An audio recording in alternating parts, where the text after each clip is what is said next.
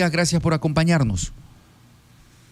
Muy buenos días, estimado Jorge. Un cordial saludo para usted y su distinguida audiencia. Así le puedo ver y también escuchar perfectamente. Correcto, Gracias. doctor. Gracias por acompañarnos. Doctor, el Consejo Nacional Electoral rechazó las denuncias contra Topi y calificó la candidatura, por lo que los partidos que estaban impugnándolo se fueron al TSE, al Tribunal Contencioso Electoral. Bueno, ¿por qué tanta diferencia?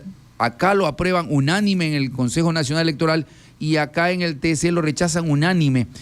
¿Hay disyuntiva jurídica en la interpretación de las impugnaciones, doctor? No, de ninguna manera. El Consejo Nacional Electoral toma decisiones de carácter administrativo, pero no son de aspectos jurisdiccionales electorales. Y la institucionalidad que establece la Constitución de la República del Ecuador y el Código de Democracia, a partir del 2008 crea una jurisdicción especializada en materia electoral. Y como última instancia establece que el Tribunal Contencioso Electoral tiene competencia para resolver las resoluciones del Consejo Nacional Electoral. Obviamente se entendía que el Consejo Nacional Electoral puede tomar decisiones de carácter más que político en ocasión de un tema jurisdiccional de derechos y debido proceso. Por ese motivo es que se crea el Tribunal Contencioso Electoral y no hay ninguna disyuntiva, simplemente son situaciones de instancias diferentes y especializadas. Ahora, las decisiones que se vayan adoptando, esas sí merecen análisis específicos, porque en el tema de Jean Topic, que era candidato por Suma, hubo dos impugnaciones de Pachacuti y también de Sociedad Patriótica indicando que él no podía ser candidato por situaciones que reñían lo que dispone el artículo 113 de la Constitución de la República del Ecuador con respecto a tener contratos con el Estado en prestación de servicios públicos o en ejercicio de una potestad pública.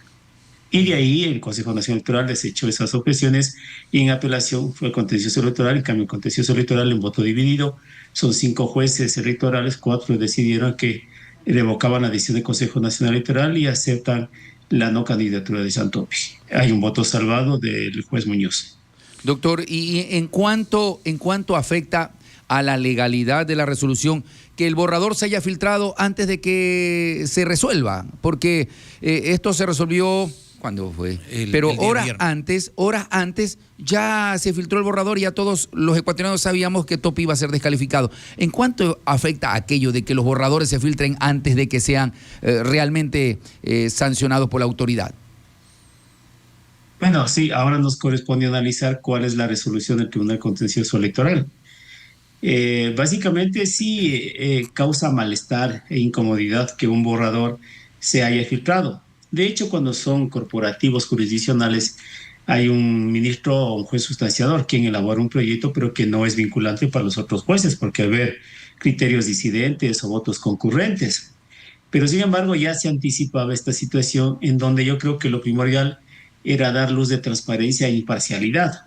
Usted recuerde que precisamente el juez Torres está vinculado por un tema político de afinidad, inclusive, y de familiaridad con un dirigente político de ADN, que inclusive en la ciudad de Loja aparece como funcionario público. Entonces, en esta situación debían haber dado una transparencia y lo que denota que es así la justicia en el Ecuador. Por ejemplo, cuando hay este tipo de votaciones corporativas, yo le pongo ejemplo en México, en la Corte Suprema, sí pueden presentar un proyecto, pero hay una discusión bastante interesante. No solamente es que se adhieren, sino que discuten y pueden aportar un sinnúmero de insumos, cuando son verdaderos jueces, cuando hay una preparación académica de alto nivel. Sí, puede haber un borrador, pero yo voy a dar explicaciones por qué motivo yo me adhiero a ese proyecto. No solamente es cuestión de leer un proyecto y yo sentirme adherido. O en su caso, ser un voto salvado y simplemente leer un voto salvado. Tiene que ver precisamente una discusión. ¿Qué es lo que no ha habido? Y eso desdice sobre la especialidad y desdice también sobre la preparación de este tipo de jueces electorales. En primer lugar, esta situación. Ahora, la segunda situación que también sí causa controversia y llama la atención es que se le diga que el señor Topic tiene intereses y que está inhabilitado su contrato con el Estado, por cuanto el artículo 113 especifica 3 causales de inhabilidad para ser candidato: que tenga contratos con el Estado para prestación de un servicio público, para ejecución de un servicio público o para explotación de recursos del Estado ecuatoriano. Son 3 causales. Lo que señala el contencioso electoral es de que él había sido socio de una empresa de comunicación y que antes de su candidatura había traspasado sus acciones tanto al padre como al hermano. Ujú. Pero aquí nos llama la atención un tema. En primera instancia, el Consejo Nacional Electoral, con las certificaciones desde el COB, del CRI y también instituciones del Estado, certifica que él está habilitado, que no tiene ningún impedimento y que no había ninguna situación que origine la incapacidad constitucional para presidir una candidatura.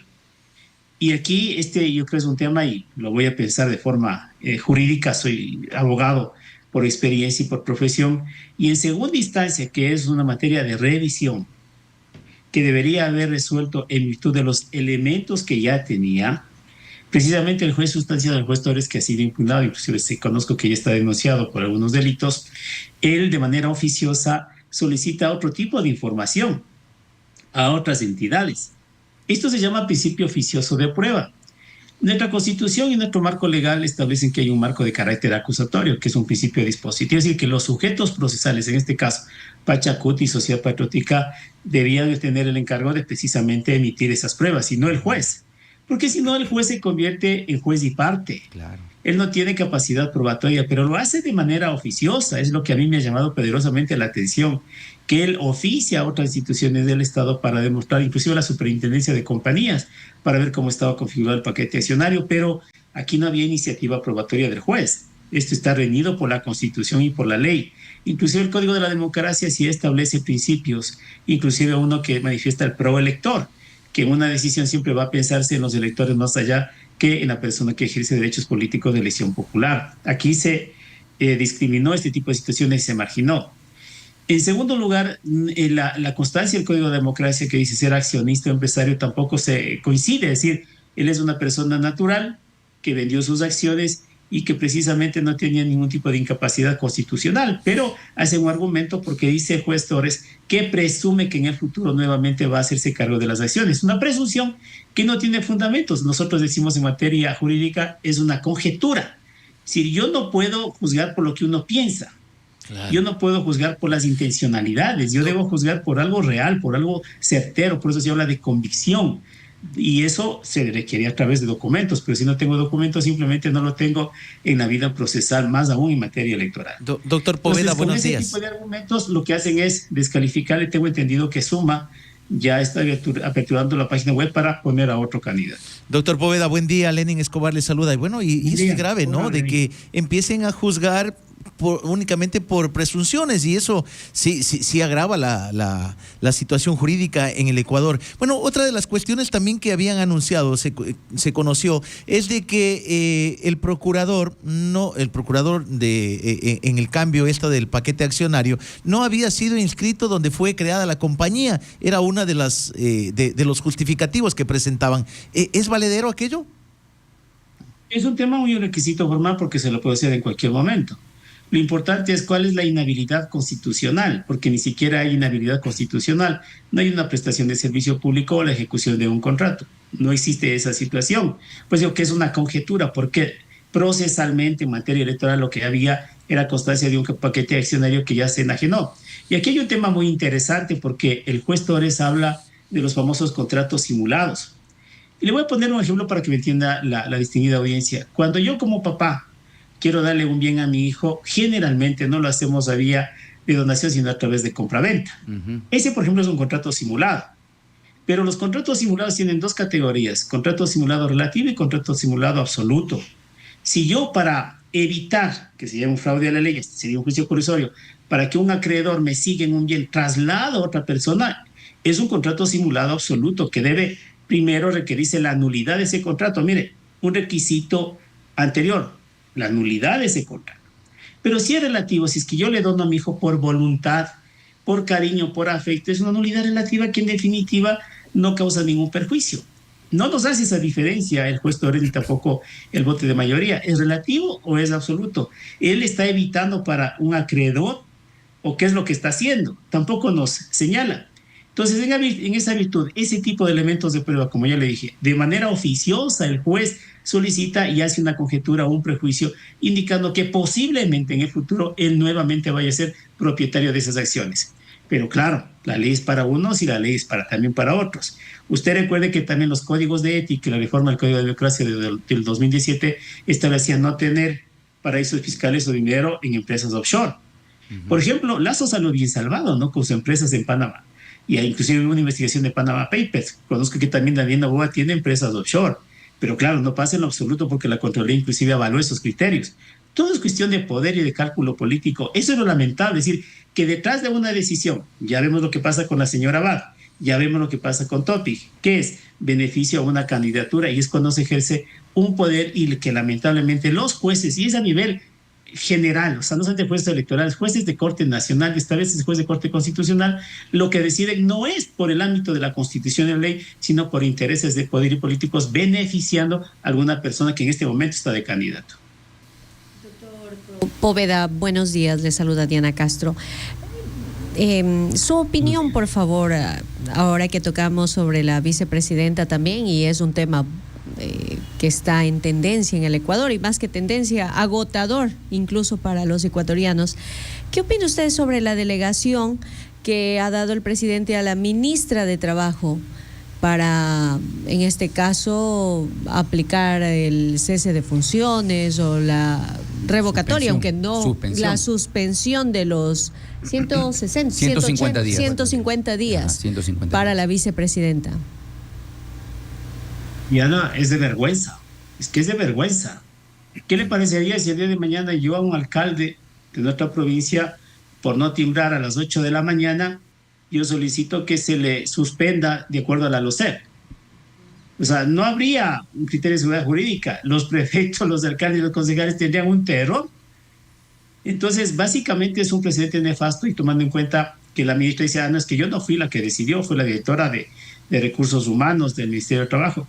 Pero es que hay que aclarar un tema. Según en los reglamentos y directrices de sumarios administrativos que tiene el Ministerio de Trabajo, estaban excluidos los dignatarios de elección popular. Claro. ¿Por qué motivo? Ellos tienen otro tipo de régimen, no aplica la LOCEP, porque ellos tienen un control político constitucional, que inclusive está remitido en el COTAD. Y en el caso de la vicepresidenta y presidente tienen un control político de carácter constitucional, porque son de elección popular, son las máximas autoridades.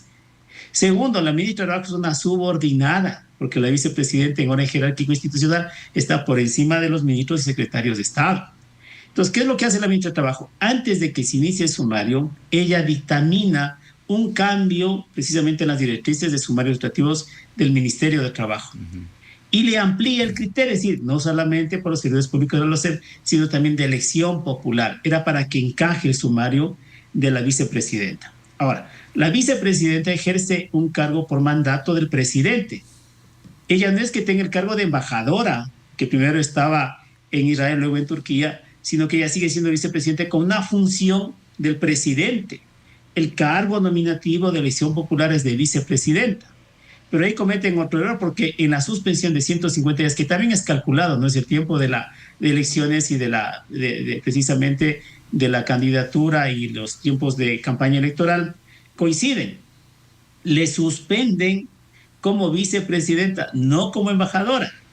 Entonces, en la suspensión, claro, dices que no le hemos inhabilitado los derechos políticos, pero está suspendida. Entonces, lo que cabe aquí es una acción de protección que ojalá haya algún juez o jueza en el Ecuador que ponga un pare al poder. Es de vergüenza porque creo que casi todos los juristas nos hemos mencionado en contra de decisión.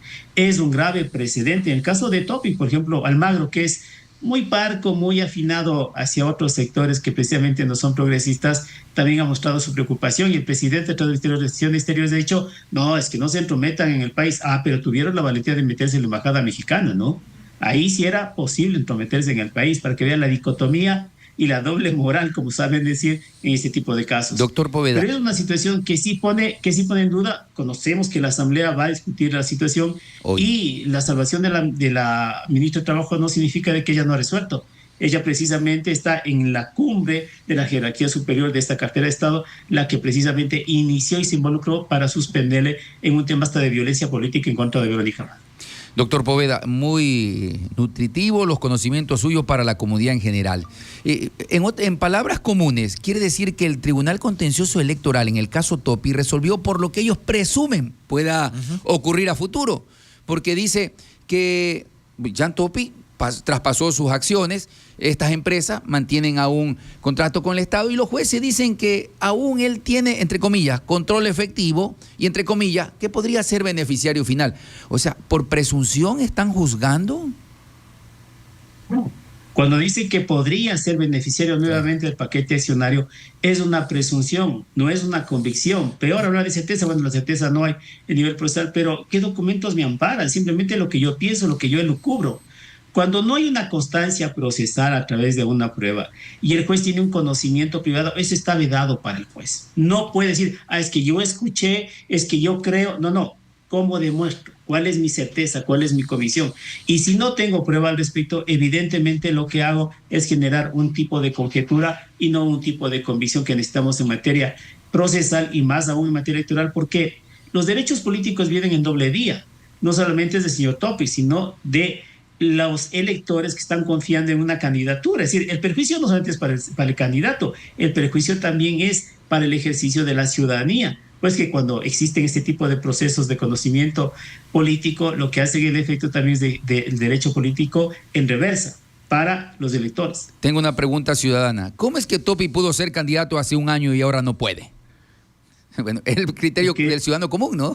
Es que la lectura política, pues es que este tipo de lectura se da en virtud de las encuestas. O sea, vayamos a ser sensatos. ¿A quién le perjudicaba la candidatura de Topi? Si él estaba subiendo, podría haber sido el outsider. Si tengo una candidatura de González, tengo una candidatura de Noboa, dos polos distintos, pero no estoy conforme con el uno y estoy conforme con el otro. Yo podría hacer con un outsider lo que le pasó a Noboa. Noboa tiene experiencia en ese tema. Entonces, ¿qué es lo que hago? Elimino a Topi y podría ser, esa es una situación que tampoco tiene asidero, ¿no? Es decir, todos los votos de Topi van hacia Noboa. Cuidado, porque pueden ir a Cucalón o pueden ir también a González. O sea, nadie puede decir, porque en este país siempre, ya 40 años de democracia, siempre ha ido a 4 bases fundamentales muy polarizadas, ni siquiera el resto de candidatos, ¿no? Porque tienen un mínimo porcentaje. Pero me imagino que los asesores tienen esa convicción de que eliminando la Topic, el camino libre es para Noboa. Es decir, la decisión jurisdiccional electoral, y hasta podría ser jurisdiccional, si es que es la acción de protección, no se la vincula en ejercicio de defensa de derechos, sino en cálculos políticos electorales y de poder. Bien, clarísimo el tema en cuanto a la inhabilitación del precandidato, bueno, ex precandidato Jan Topic, ¿no? Doctor Poveda, en cuanto a materia de la vicepresidenta de la República, Antes doña la vicepresidenta, cierro el caso Topi. ¿Puede ser sancionado el juez Ángel Torres con todos estos análisis muy claros que hemos hecho? ¿Quién lo podría sancionar? ¿Quién sanciona? ¿Quién lo podría sancionar a Ángel Torres si él ha llevado una sentencia por presunciones que cualquier estudiante de Derecho dice, no, por presunciones no se puede juzgar? Son tiempos políticos. Yo podría decir, si tuviera una fiscalía con alta credibilidad, legitimidad y con objetividad, diría, la fiscalía ya debería actuar, porque puede ser un tema de prevaricato, de abrogación de funciones, de tráfico de influencias. Lamentablemente conocemos que tiene una agenda política también la Fiscalía. Para muchos no les interesa los chats que están en este momento revelándose el señor Villavicencio, ¿no? Los medios independientes y democráticos no hacen ni mu por el tema. Pero los que sí seguimos de un lado y del otro lado sabemos cómo se maneja, ¿no? Y la selectividad. Alguna vez ya hablamos, inclusive con ustedes, del tema metástasis.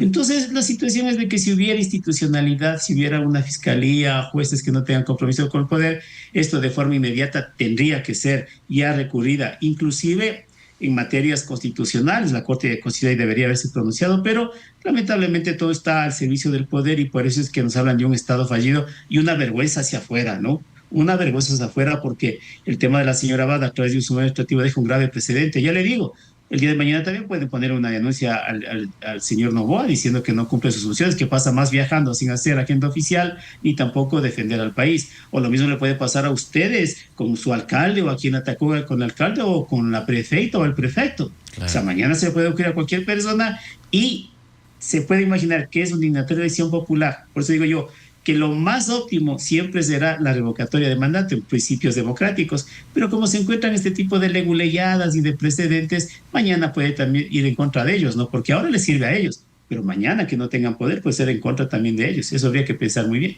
Ajá. Doctor Poveda, en el caso de la vicepresidenta de la República, ¿qué es lo que podría el día de hoy resolver la Asamblea Nacional? Quizá tienen la posibilidad de rever esa decisión del Ministerio de Trabajo y devolverle los poderes que así la Constitución le faculta a la vicepresidenta. ¿Cuáles son los alcances? Bueno, los alcances ahora de la comparecencia es política para demostrar de que tiene una responsabilidad política. La Asamblea tiene el ejercicio de fiscalización política. La situación, por más nefasta y atroz que sea, está vigente. Y la única manera de dejar sin efecto esa resolución del sumario que es nefasta y que es de vergüenza es la acción de protección. Nos guste o no nos guste. Por eso digo que ojalá los jueces no se dejen presionar o corromper por el poder.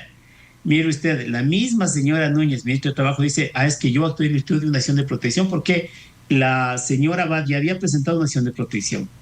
Y la jueza dijo que no había incumplido ningún tipo de derecho, que estaba bien. Y ella se envalentó y dice, no, es que una jueza me dio vía libre.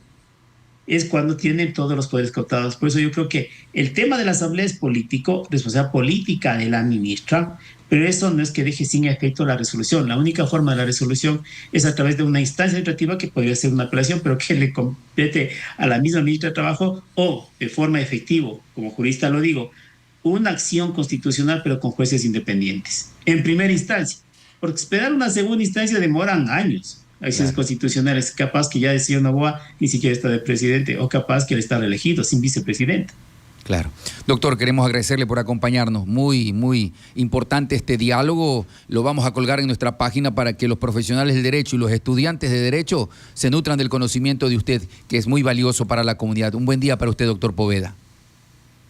Muchas gracias, y para que también aprendan los jueces. No es que uno sepa mucho, pero da vergüenza. Créame, Jorge. Diana también es mi colega.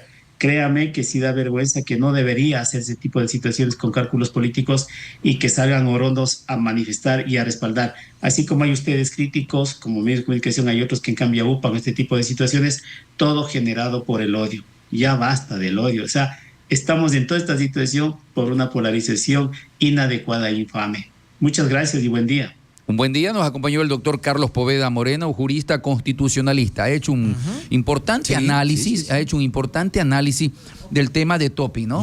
En conclusión, me preocupa. En conclusión, lo juzgan por presunciones. Sí, no. No, terrible. El certificado que le concede el Servicio de Rentas Internas, el portal de compras públicas, dice que él no tiene contrato con el Estado. Pero se presume que la superintendencia certifica de que él no tiene acciones en esas compañías, que las traspasó. Y el juez presume de que luego de que la campaña electoral va a volver el paquete accionario a él. Que porque de pronto él va y conversa a nombre de sus hermanos. No, él sigue metido ahí mismo. Y presumo de que cuando salga la campaña va a volver a tener sus acciones. Oiga, señor juez Torres, qué falta de jurídicamente ética. Eso no va. Oiga, y con esto les va a caer a los mismos señores Álvarez. Recordará que ellos también ya pasaron su paquete accionario y se presume que siguen manejando y se presumiría, entonces luego van con el tema de los señores Álvarez. Claro. Claro, bueno, los jueces se sustentan en su sana crítica, ¿no? Pero esto ya sobrepasa. Sobrepasa la raya, como dicen, ¿no? Ya va más allá de pero una mediocridad fatal. O sea, ya próximamente los jueces usarán una bolita de cristal para resolver. Para resolver. Claro.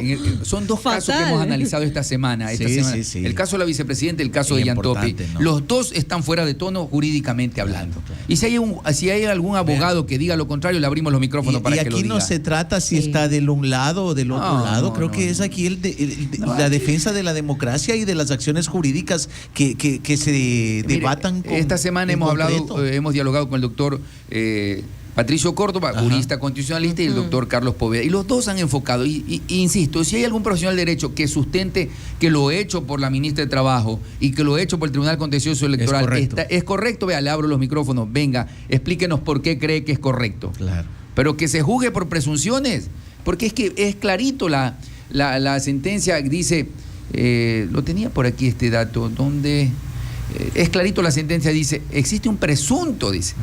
Según el juez, dice que existe un presunto conflicto de interés al considerar que el empresario tiene contratos con instituciones del Estado. Jan Topi traspasó las acciones de 3 empresas que tienen contrato con el Estado. Los jueces consideran que tiene control efectivo, o sea, que porque traspasó, pero ya, pues Oiga, papeles son los que mandan. Y no puede Claro. ser presunto también que el señor Ángel Torres responda a intereses políticos porque su yerno es director provincial de ADN en Loja. En Loja, claro. Es Bueno, presunto también, ¿no? Venga, les tengo intereses otro- políticos. Otro dato, miren la página de la radio en Facebook, nos escriben.